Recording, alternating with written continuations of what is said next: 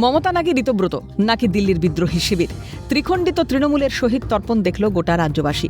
টুকরে টুকরে তৃণমূলের কোন শিবিরে কত ভিড় তাও মাপল রাজ্যবাসী থেকে রাজনীতির কারবারিরা। প্রতি বছর গোটা শহর মুড়ে ফেলা হতো শহীদ স্মরণ অনুষ্ঠানের ব্যানার, ফেস্টুন, পোস্টারে। এবার প্রথম থেকেই সে চিত্র ম্যাড়ম্যাড়ে।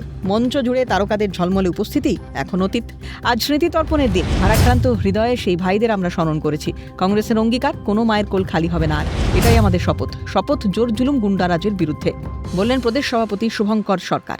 আমরা ভারাক্রান্ত হৃদয়ে আমরা আজকে সেই ভাইদের স্মরণ করেছি, যে ভাইদের 33 বছর আগে এই কলকাতার রাজপথে, তখন আমি ছাত্র ছিলাম, কম বয়স ছিল, আমার চোখের সামনে আমি এলোপাথারি যে গুলি চলছিল সেই গুলিতে তাদের এই রাজপথে পড়ে যেতে দেখেছি।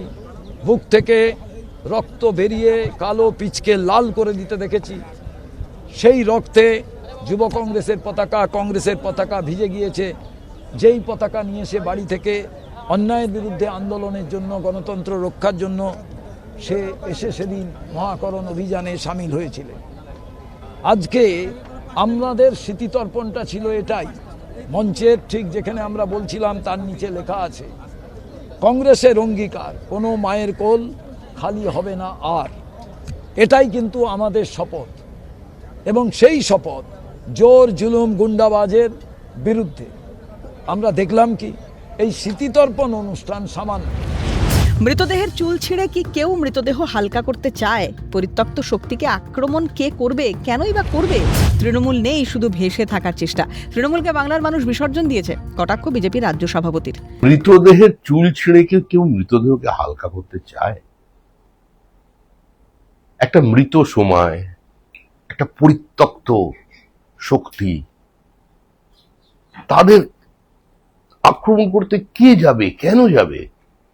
এগুলো বলে একটু ভেসে থাকার চেষ্টা করছে। নেই, তৃণমূল নেই, তৃণমূল থাকতে পারে না। প্রকৃতির নিয়ম মেনে, রাষ্ট্রবিজ্ঞানের নিয়ম মেনে, সমাজ বিজ্ঞানের নিয়ম মেনে তৃণমূল বিদায় নিয়েছে। বাংলার মানুষ বিসর্জন দিয়েছে। যারা শহীদদের ক্ষতিপূরণের টাকা নিয়ে কারচুপি করতে পারে, যারা শহীদদের সঙ্গে বিশ্বাসঘাতকতা করে, তাদের আবার শহীদ স্মরণ, কটাক্ষ বিজেপির প্রধান মুখপাত্র দেবজিৎ সরকারের। লোকই নেই, বরঞ্চ ওদের ওই যে ব্যবস্থা আছে সেখানে ওরা ওরকমভাবে করুক। আমরা তো বলেইছি, যেখানে ইচ্ছে ওরা সেখানে সভা করুক, মানুষই নেই ওদের সঙ্গে।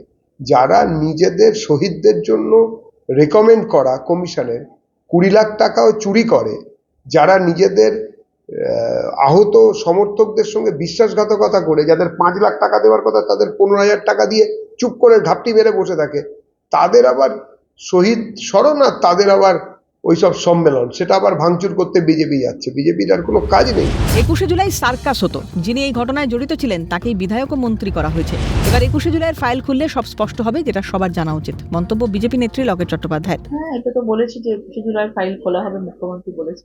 এবং আমরাও চাই যে 21শে জুলাই সার্কাস এবং পাগলু গান, ডান্স এটাই শুধু হতো, এবং শহীদদের জন্য যে শহীদ দিবস পালনের নামে সেইখান থেকে সেই সময় মানে যারা এতে জড়িত ছিল তাকেই একজন বিধায়ক করে তাকে মন্ত্রী করা হয়েছিল।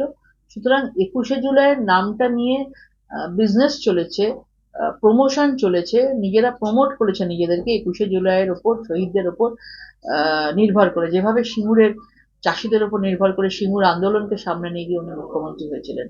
সুতরাং 21শে জুলাইয়ের ফাইল খোলা হোক, এবং 21শে জুলাই কি ঘটনা ঘটেছিল এবং সেই তৎকালীন সরকার কি পদক্ষেপ নিয়েছিল সেটাও সকলকে জানা উচিত। সব মিলিয়ে তৃণমূলের অস্তিত্ব যে সংকটে, এদিন আবার তা প্রমাণিত হলো।